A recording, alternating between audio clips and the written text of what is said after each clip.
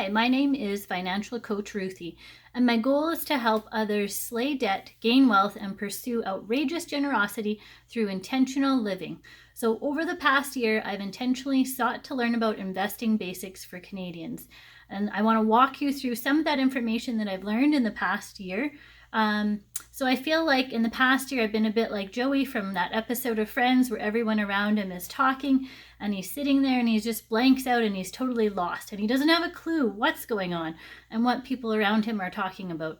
So he seeks out buying an encyclopedia so he can actually learn something. And so instead of learning from an encyclopedia today, I've made some of these investing videos to help you learn about investing basics. So this information can be really complex and confusing and super dry. So just bear with me and I'm going to try and make it as exciting as possible. So if you'd like to see more videos like this, please hit the subscribe button so you don't miss another video, which will show more details of our Manulife Employer Matching Group funds.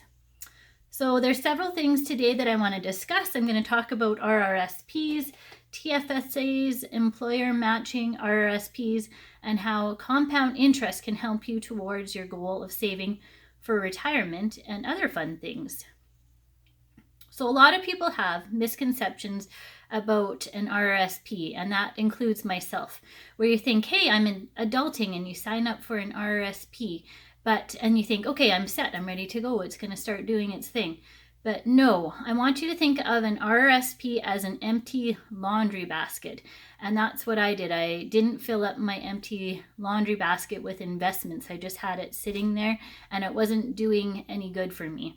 So I want you to remember that an RRSP is an empty laundry basket that you have to fill up with different items of clothing, whether that's like stocks or bonds or cash, and you can fill that up with individual stocks or group stocks. And I'll talk about that more in detail in the next video. So I'll link you to that next video here. So what are the benefits of an RRSP, you're going to ask yourself?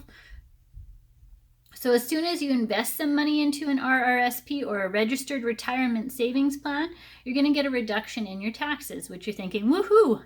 And how much, you ask? How much of a reduction in my taxes am I going to get? Well, that all depends on how much money you actually invest into that RRSP and whether that lowers your tax bracket or not. And it also depends on which province you live in and what the specific taxes are for that as well. So the government always gets their tax money, and the hope is that you're going to be in a lower tax bracket when you retire and actually have to pay the taxes on the amount that you put into your RRSP and from your investments in that. So I want you to keep in mind also that if you just lived off of your CPP or Canada pension plan when you retire, that it might only replace up to 30% of your pre-retirement or working income. So it's a good idea to have extra money set aside in savings and investments for when you actually retire. So some people like myself have a defined benefit pension plan.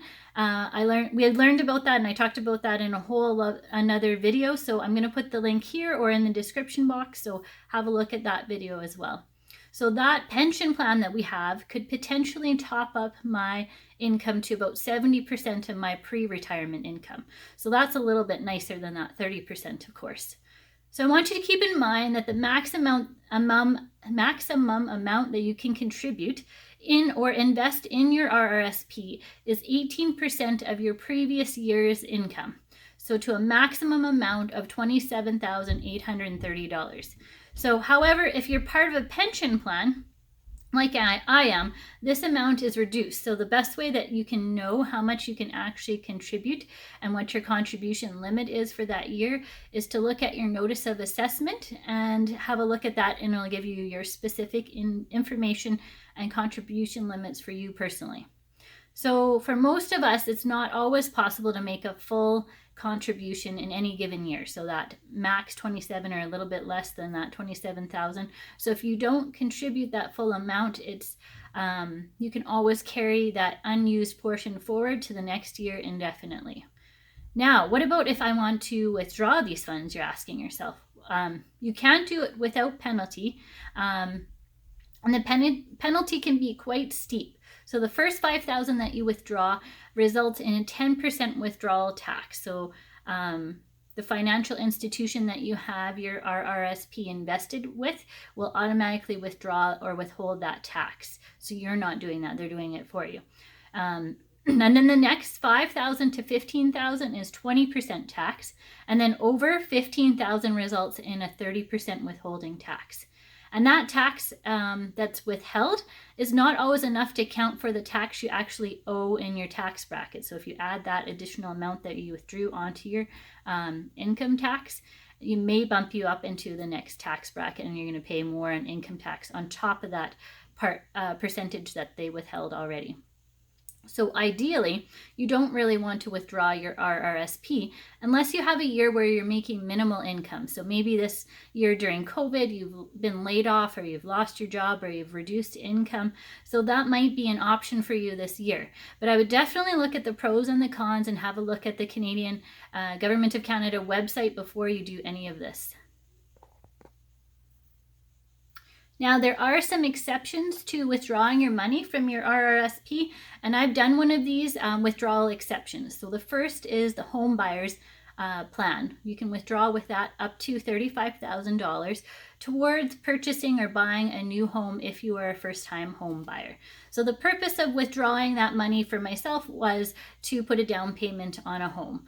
Now, you do have to pay that money back within 15 years. So it's a bit like borrowing from your future to pay for expenses now. So that is, again, up to you what you think is best for your own personal finances. Now, the other exception is the lifelong learning plan, and this is supposed to be used for educational purposes. So if with this plan, you have 10 years to pay back this amount of money. You can withdraw up to $10,000 in a calendar year and up to $20,000 total. So it's a bit like borrowing from yourself and then paying yourself back without that additional tax, which is nice. So next is a TFSA or Tax Free Savings Account, which is another laundry basket that you can use to save towards retirement.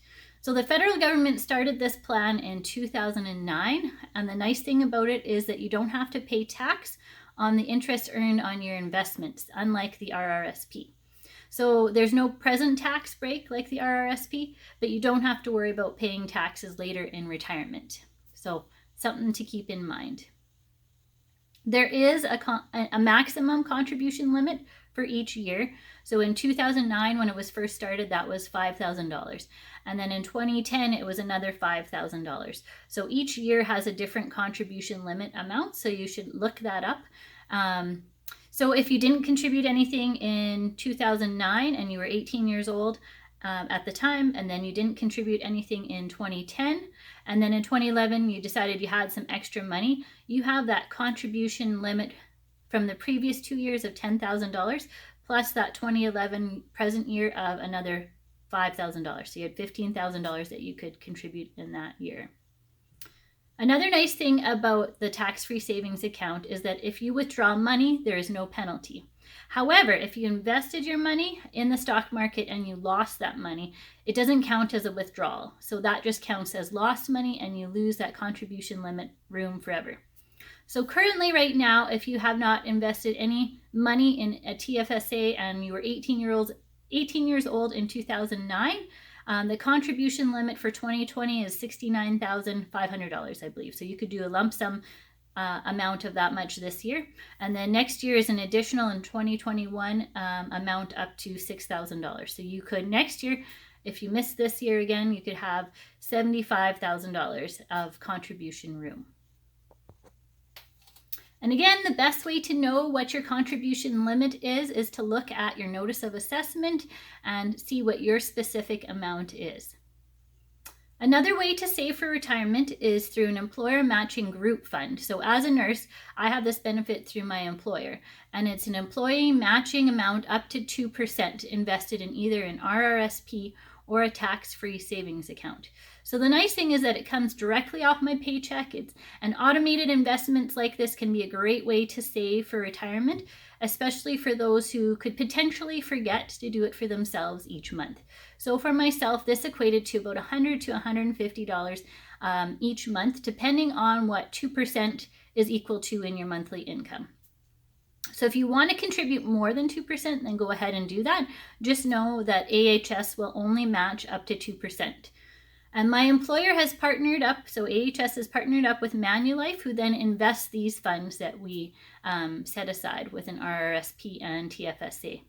So for myself, this has been a huge amount of money over the past 10 years. It's equated to like $30,000 in investment. So of that 30,000, 15,000 was from my own pocket, 15,000 was from my employer. So that's pretty awesome. If I hadn't signed up for this program, I highly doubt that I would have saved or invested this money for myself. So I'm really grateful for this program. If you haven't signed up for it, you're missing out on lost income and the benefits associated with this. So for a lot of people, the paperwork is really overwhelming to fill out and it's confusing and they don't even know what they're going to pick. They're like, which fund do I pick? Do I pick moderate, aggressive? Am I conservative? I have no idea which one to pick. So basically just pick the middle of the road conservative. If you have to, I just want you to not miss out on that free matching money. So take a deep breath and watch more of these videos. Take time to research about the Canadian type of investing that you want to do. And you can change what funds you're invested in later on. So just don't miss out on that free money. Fill out the form, sign it, fill it out with whatever you want, and then later on you can change it. So originally they will put you in a target date fund, which I'll explain about in more detail in another video.